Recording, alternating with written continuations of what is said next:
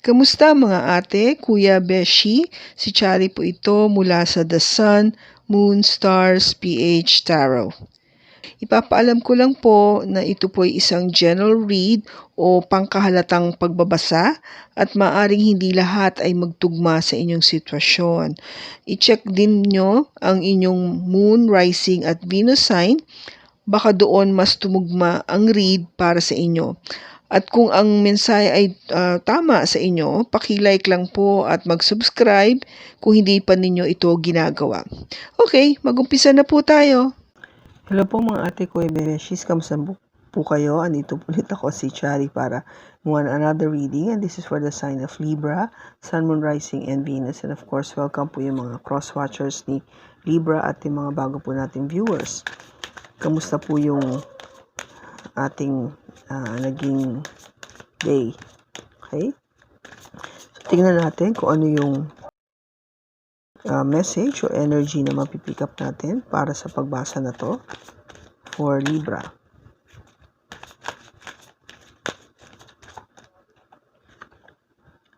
Finances and career. Financial issues are a factor in your love life right now. Past life relationship. You have known each other before.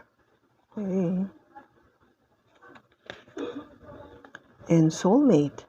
Yes, this is your soulmate. Oh, Libra.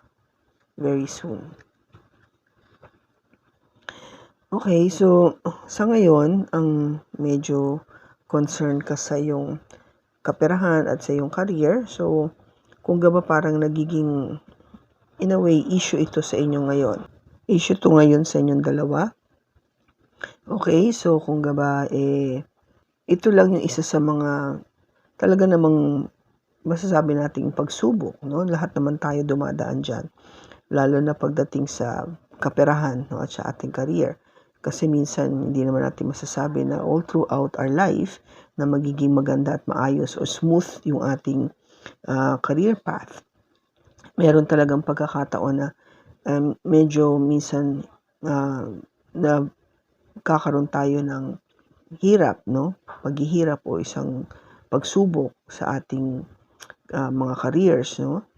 Kaya pati yun, it follows na pag naapektuhan ang ating career, naapektuhan din ang ating kaperahan. Okay? But this person na naiisip mo is somebody na talagang nakilala mo na before. So this is somebody from the past.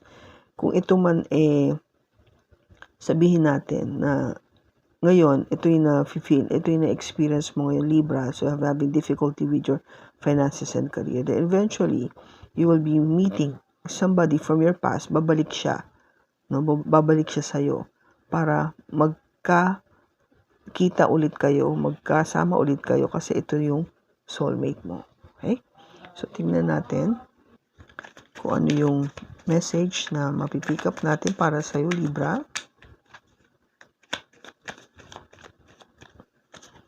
We have the Knight of Pentacles,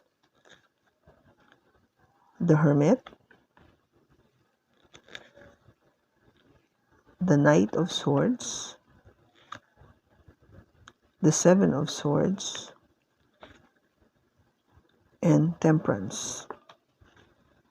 Bottom is the Wheel of Fortune.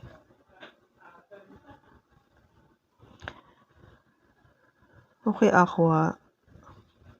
Yung Wheel of Fortune natin is, ito yung pagsasabi na magkakaroon ng pagbabago. Yung takbo ng buhay. Okay? Kung ito nga, nakaka-experience ka ng medyo issue o paghihirap sa iyong career o sa kayong kaperahan, mababago yung ito na. Kung gaba para ito na yung hudyat na nagsasabi na hindi magiging ganyan panghabang buhay yung takbo ng iyong career at iyong kaperahan. Magbabago siya. It will change for the better. Kasi magi-start na, no, yung magiging solid na pagpasok ng pera sa'yo o yung career mo. There will be a career change. Kaya kung gaba parang this time, magiging maayos na yung takbo ng iyong career. So, pag maganda yung career, syempre maganda din yung pasok ng kaperahan. And with the Ace of Swords, ito yung panibagong pag-uumpisa mo para matupad lahat ng yung pinapangarap, no? Yung naiisip, lahat ng iyong gustong mangyari sa iyong career, no? And yun yung gusto mong truth na ma-experience pagdating sa iyong career and money.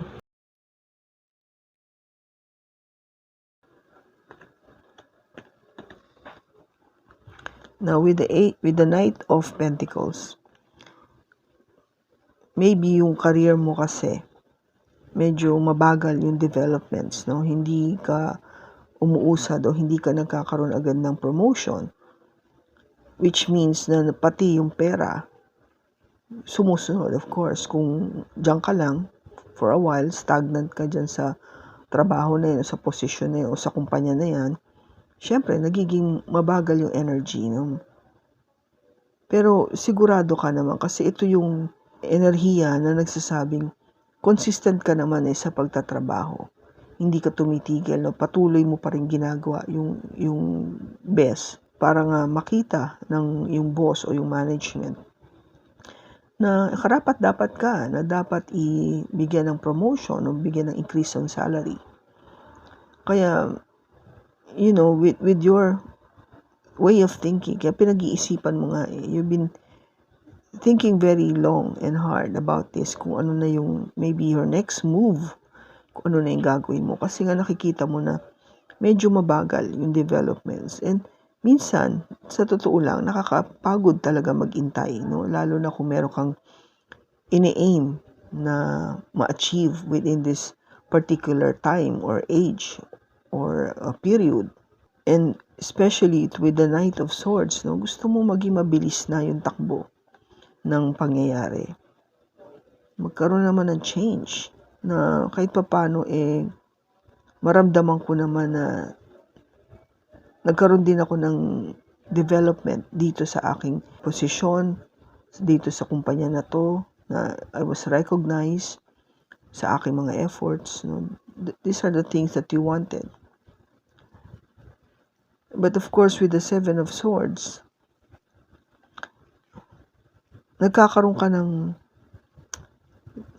doubt, nagkakaroon ka ng, yung parang you keep questioning things, no? In your mind, na bakit ganito, ginagawa ko naman lahat. And yet, things are not really moving as fast as I wanted it to be. Nawawalan ako ng, alam mo yun, ng push, ng drive to continue with this company. Maybe because baka dapat na akong umalis o baguhin ko na yung career path ko. Baka hindi ako meant dito sa ginagawa ko ngayon. There's so many questions, no? You've been questioning yourself with the Hermit card. This is an energy coming from a Virgo. So, kino-question mo talaga. But with the Temperance card, this is an energy coming from a Sagittarius. Ang sinasabi sa'yo dito as an advice ni God at saka ni Angel is, ano ka lang, balansehin mo lang yung sarili mo. Keep yourself balanced. Kasi things will change, no? Sabi nga dito kasi ito yung Wheel of Fortune. It will change. Just be patient.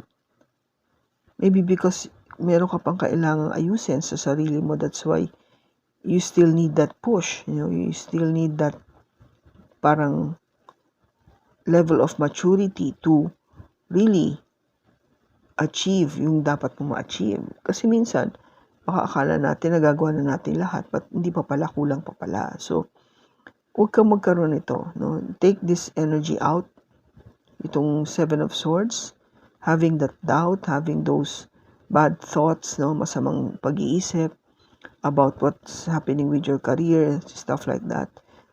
Wherein dapat ang ini-embrace mo is to be balanced. Be patient about this. Kasi may mangyayari naman Baka, alam mo yun, hindi mo naiisip na hindi pa to yung perfect timing. Kasi there is such a thing as perfect timing. Okay? So, tignan natin kung ano yung kaklarify natin. Bakit andito yung Hermit? We have the Five of Swords, the Lovers, and the Ace of Wands. Bottom niya is the Fool. Okay, so yung pinag-iisipan mo rito, ang pakiramdam mo kasi is parang iniwan ka sa ere.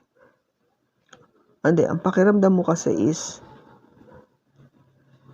talagang magulo yung isipan mo, no? You have this conflict in your thoughts. Parang, bakit ganun? Now, with the Lovers, this is an energy coming from a Gemini. Maybe this person, no, with this person, kasi parang pumapasok na ngayon yung love, no? Yung love relationship. Kasi, initially, I was just talking about your career. But now, merong kasing lover na, kung gaba parang nagkaroon ka ng hindi magandang confrontation with this person. That's why you've been thinking and trying to make that decision kung should I stick with this relationship. Bibigyan ko ba ito ng pangalawang pagkakataon to have this new beginning with this person? Okay? Kasi siguro nga, when it comes to love relationship, mabagal kasi yung kilos. Things are not happening, kaya nag-iisip ka. And that's why you want things, gusto mo maging mabilis yung takbo ng pangyayari o yung relationship nyo. Parang merong sana mapuntahan.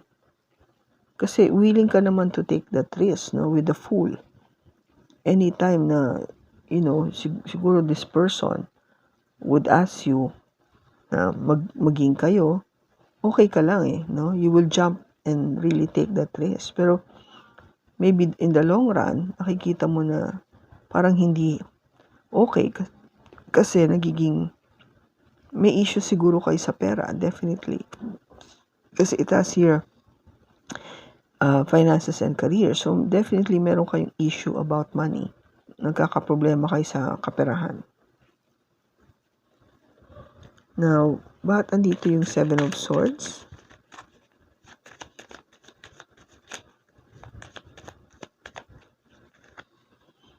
We have the Hangman, the Three of Wands, and the Ten of Swords. Bottom niya is the Page of Swords. So kung gaba parang your person's been very open about this, no? Very blunt, na talaga nagsasabi, it could be you. Take it as it resonates, no, Libra, yung energy na to.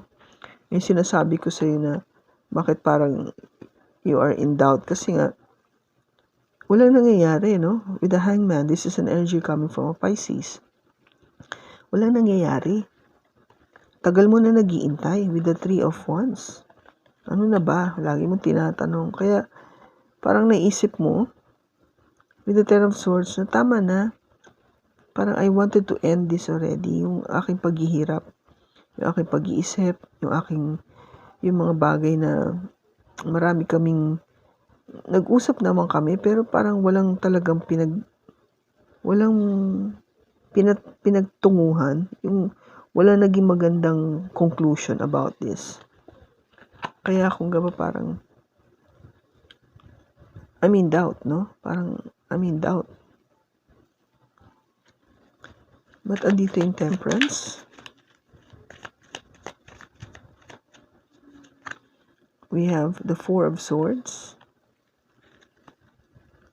the Four of Cups, and the Knight of Cups. Bottom is the Nine of Pentacles. Okay, so ngayon, no, you on your own, you're doing fine. I guess the problem would lies yung finances and career, yung issue na to. If you're doing fine, then maybe your person is not. So medyo merong yung tinatawag nating rivalry o may competition sa career at saka sa kaperahan. Minsan kasi nangyayari ito sa mag-couple o sa mag-relationship.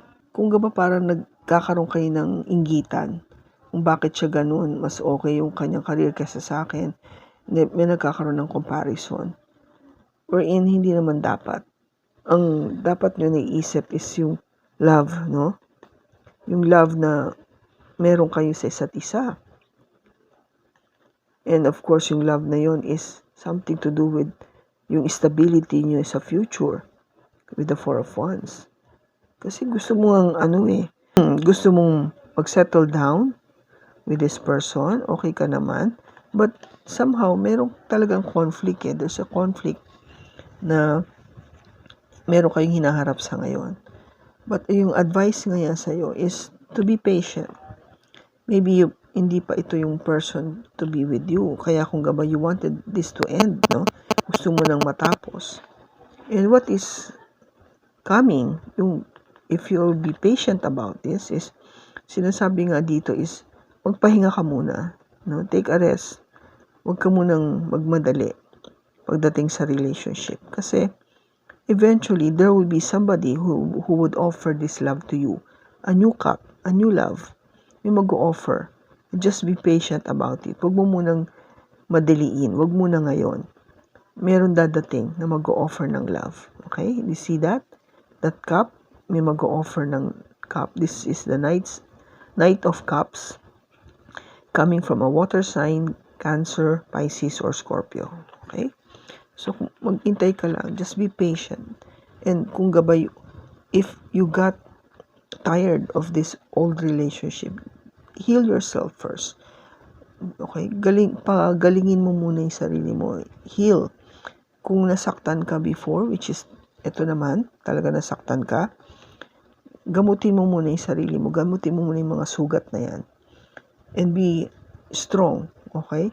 Para sa susunod, na dadating na person mo, which is coming from your past life, na babalik siya para sa'yo, is really your soulmate. Ito na.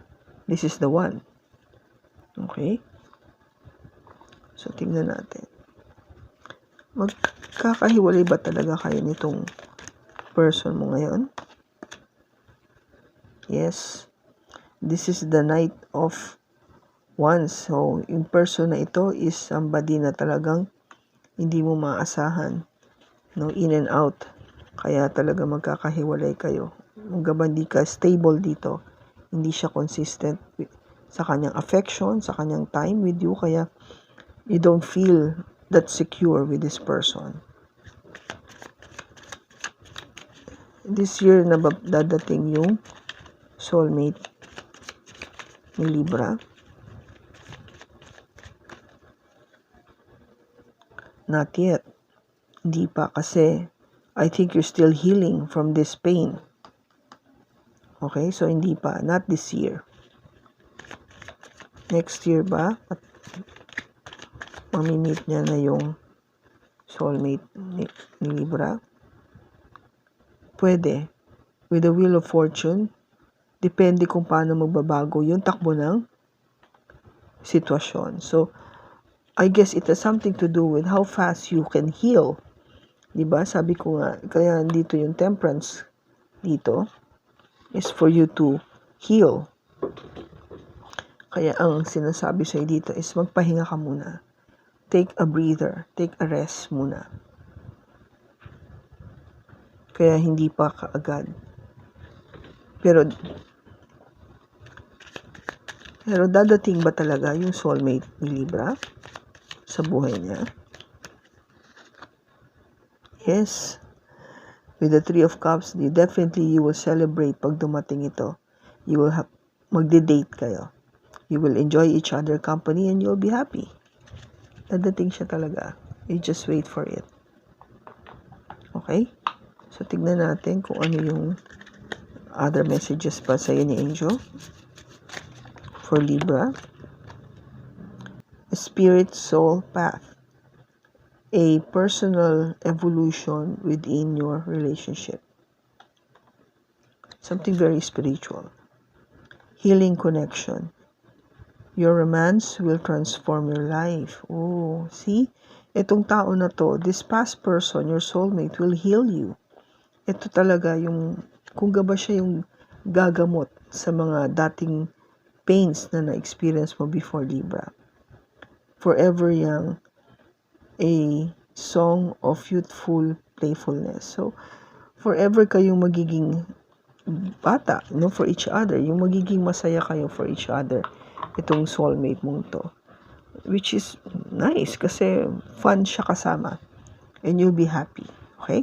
I hope nakatulong ito sa Libra. Maraming salamat sa pagsama mo sa akin sa pagbasa na ito. Sa susunod po muli, ingat ka and God bless.